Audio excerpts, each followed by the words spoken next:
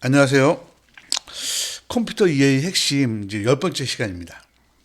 지난 시간까지 해서 이제 뭐 클래스부터 시작해서 객지장 프로그램을 짤 때 뭐 반복, 이터레이션을 해서 하나씩 하나씩 증가하면서 짜는 방법 이런 것들 설명을 쭉 했었습니다. 뭐 좋은 시간 됐었을 거라고 생각합니다. 이번 시간에는 이제 여러분들이 이제 객지장 공부하다 보면 클래스를 어떻게 만들면 좋으냐라고 해서 보면 뭐 책 같은 데 보면 배드 스멜 하고 또 뭐 클래스를 만들기 위한 코딩의 원칙 해서 뭐 5원칙 해서 이렇게 만들 이런 것들 이렇게 설명이 되어 있습니다. 근데 이런 것들이 오히려 여러분들의 이해를 더 복잡하게 하는 것 같아요. 개인적으로. 제가 여러분들께 오늘 설명드릴 것은 저는 말씀드렸죠. 클래스는 넣다 뺐다 하는 거를 하기 위한 단위를 정하는 거라고 말씀드렸잖아요. 그때 넣다 뺐다 할 때 데이터만 넣다 뺐 묶을 수도 있지만 이 데이터와 관련 있는 함수까지도 같이 묶어버릴 수 있다라고 말씀을 드렸었어요. 그거를 시스템 분석 및 설계에서 하는 것이다 말씀드렸고요. 근데 그거 갖다가 이제 어떤 사람들인지 모르지만 배드 스멜 5원치 이렇게 만들어 놓으니까 이거를 여기에 빠져가지고 지금 내가 이 앞에서 말씀드렸던 것을 사람들이 모르는 거예요. 그래서 요걸 지금 할 거는요, 이런 거죠. 배드스멜, 무엇 하나 바꿀 때 다른 것도 바꿔야 한다. 말도 안 되죠? 연관관계 묶어놓으면 걔랑 관련이 없으니까. 이런 것들 쭉 읽어보시면 알겠지만 이것들은요, 만들어 놓은 거라서 그래요. 여러분이 한 가지 원칙만 지키면 돼요. 뭐냐면 내가 데이터 입력, 출력할 때 연관성 있는 데이터와 함수를 한 번에 묶는다는 생각하시면 되는 건데 그걸 갖다가 이렇게 구구절절 설명해 놓으니까 이 배우는 사람들이 어렵고 굉장히 힘들어 하는 거죠. 그거를 이제 요거는 읽어보시면 될 것 같고요. 그래서 요거를 극복하기 위해서 해야 되는 원칙 5가지 요거를 한번 설명드려 볼게요. 그러면 여러분들이 얼마나 이런 용어가 여러분들을 괴롭혔는지를 알게 될 거예요. 자, 볼게요. 자, 맨 먼저 싱글 레스폰시빌리티. 그러니까 클래스는 하나의 책임과 역할만 하도록 해야 된다라는 거예요. 당연한 거 아니에요? 그러면 내 클래스에 학생 클래스를 만들었는데 거기에 교수 이름이 들어갈 이유가 뭐가 있어요? 그렇죠? 이게 말도 안 돼. 너무 당연한 것 같게 써놓으니까 사람들이 이게 뭐가 있나 싶어서 그러는 거예요. 그러니까 싱글 레스폰시빌리티 프린서플은 뭐냐면요. 하나의 클래스는 한 가지. 그러니까 학생 클래스는 학생 정보만 있고 그 교수 클래스는 교수 정보만 있게 만들라는 거지. 뭐 그게 다른 의미가 아니었던 거죠. 이해하셨죠? 별로 안 어려운 거예요. 웃기죠? 이딴 걸 이렇게 말을 붙여놓으니까 되게 어려워 보이잖아요. 그죠? 당연한 겁니다. 자, 그럼 두 번째 오를 한번 볼까요? 오픈 클러스터 프린서플. 이건 여러분들 위임을 말하는 겁니다. 여러분 지난 시간에 설명했습니다. 그래서 뭐를 할 때 내가 만약에 뭐가 어떤 특성이 계속 늘어난다면 그 특성을 위한 인터페이스를 만들어 놓고 거기다 이렇게 붙이고 그 나는 내가 만드는 모듈 이거를 쓰도록 만들어 놓으면 이쪽이 변동이 된다고 하더라도 내가 바뀌지 않잖아요. 위임 지난 시간에 설명했습니다. 그 얘기를 하는 거예요. 그러니까 다시 말하면 내 클래스 안에서 쓰는 자료형이 있어요.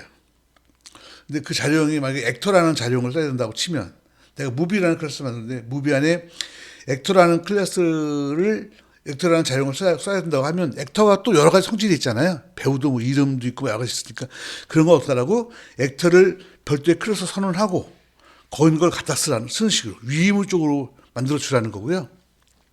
거기에 이제 보시게 되면 그걸 위임을 할 때, 그 위임을 시켰을 때 그 위임하는 걸 갖다가 액터라는 걸로 하지 말고 그걸 갖다가 이제 인터페이스를 만들어서 이렇게 이게 더 많다면 이게 좀 이런 거죠.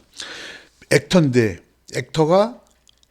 액터만 있는 게 아니고 남자 배우, 여자 배우, 아역 배우, 할머니 배우, 할아버지 배우가 쫙 늘어난다고 치면 어떻게 하면 되겠어요?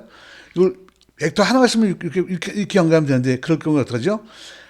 이거를 액터가 가지는 특성을 갖다가 인터페이스 선언해 놓고 이제 할머니 배우, 할아버지 배우, 젊은 아가씨 배우, 남자 배우 이렇게 쭉 늘려나가면 되죠? 그래서 이렇게 연결시키는 거죠. 위임의 확장하기라고 보시면 됩니다. 이거 갖다가 우리는 뭐냐면 오픈 클로스드 프린서플이라고 그래요. 늘어나는 서비스에 대해서는 확장돼 있고 연결하는 거에는 그 클로즈돼 있다라고 하는 거죠. 그 위임을 좀 확장한 것이다라고 보시면 되고요. 앞에서 요전 시간에 배웠던 위임에서는 그냥 무비가 있으면 액터가 하나밖에 없었지만 이제는 어떤 거냐면 무비가 있고요. 액터가 있는데 액터가 많은 거예요. 젊은 배우, 아역 배우 쭉 많다면 이 액터에 대한 걸 갖다가 인터페이스 선언하고 그다음에 쭉 연결시키라는 거죠. 이렇게 만들으라는 것이 뭐냐면 오픈 클로스 프린서플이에요. 위임과 같은 거예요. 위임을 좀 더 확장해 놓은 거라고 보시면 되죠. 별거 아닙니다. 그죠? 어쨌든 그래서 만약에 이걸 디스플레이를 이렇게 만들어 놓고 이거 갖다 얘가 갖다 쓰게 만들어 놓으면요. 그 다음에 여러 가지 디스플레이에 대한 여러 옵션들이 생기면 이쪽을 이렇게 붙이면 되죠. 그러면 얘는 별로 변동이 없죠. 그죠? 그런 거예요.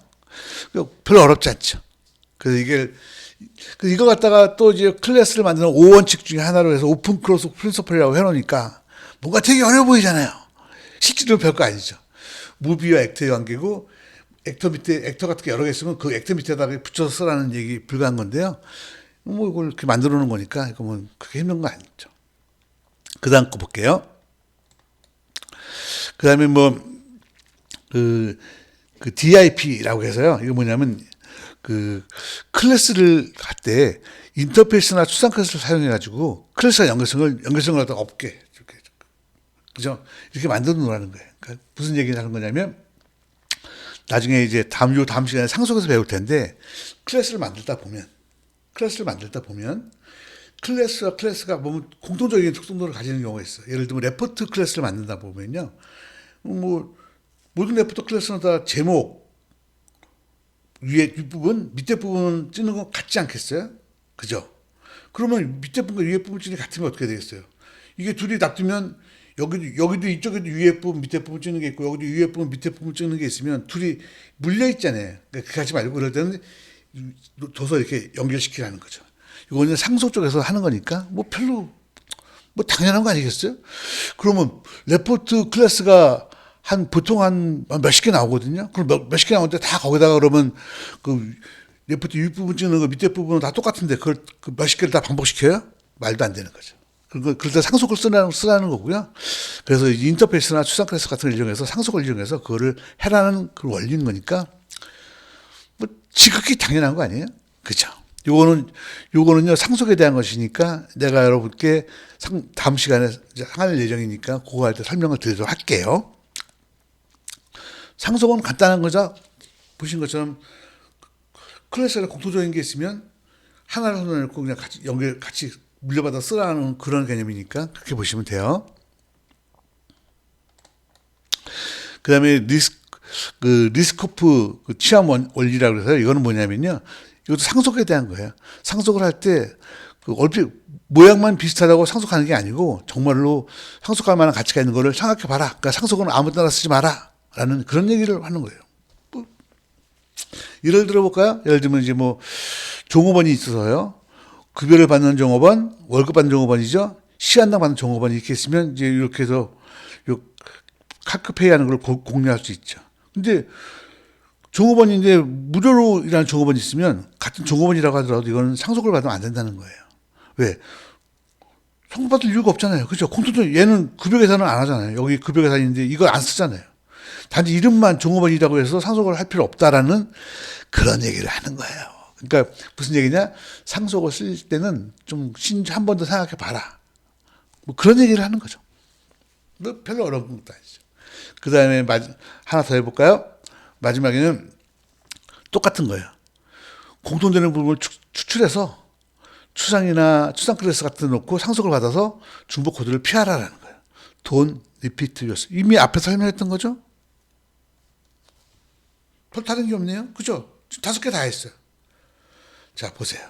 요약해 드릴게요. 그 앞에 클래스를 만드는 5원칙 해서 책마다 다 나와요. 모든 책에 다 나오는데 그거 알고 나면 간단한 거예요. 뭐만 있으면 되죠? 연관 있는 거 묶는 거다. 그 연관 있는 거 묶다 보면 상관없는 건 당연히 안 묶이겠죠. 학생 클래스에 교수가 올릴 이유가 없으니까.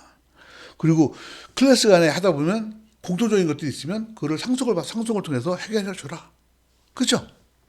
그 다음에 또 하나는 우리가 말하는 위임, 그러니까 그 무비 클래스에 액터가 있으면 그걸 액터에 위임을 시켜라. 위임을 해라. 그걸 50피라고 하죠. 거기다 이제 위임을 시켰는데 그 액터가 여러 개 있으면 그것도 또 여러 개 있으면 그걸 또 상속으로 묶어야 될 거 아니에요. 그죠? 묶어가지고 상속받아서 이렇게 하도록 해라. 이게 다예요. 그러니까 여러분들 보세요. 앞에 처음 시작할 때 클래스를 만들어 오원칙 하니까 뭐 굉장한 것 같이 보였잖아요. 근데 사실 정량은 뭐예요? 영화선이 뭐하라? 공통적인 것끼리는 상속을 이용해서 만들어라. 그죠? 그 다음에 위임을 활용해라. 세 가지밖에 없는 거예요. 어떻게 보면 제가 옛날에 공부할 때 보면 뭐 ER 모델링도 그렇고요. 클래스도 그렇고요. 이런 오원칙, 배드스멜 이런 말들 때문에 오히려 이해하는데 더 혼돈이 왔던 것 같아요.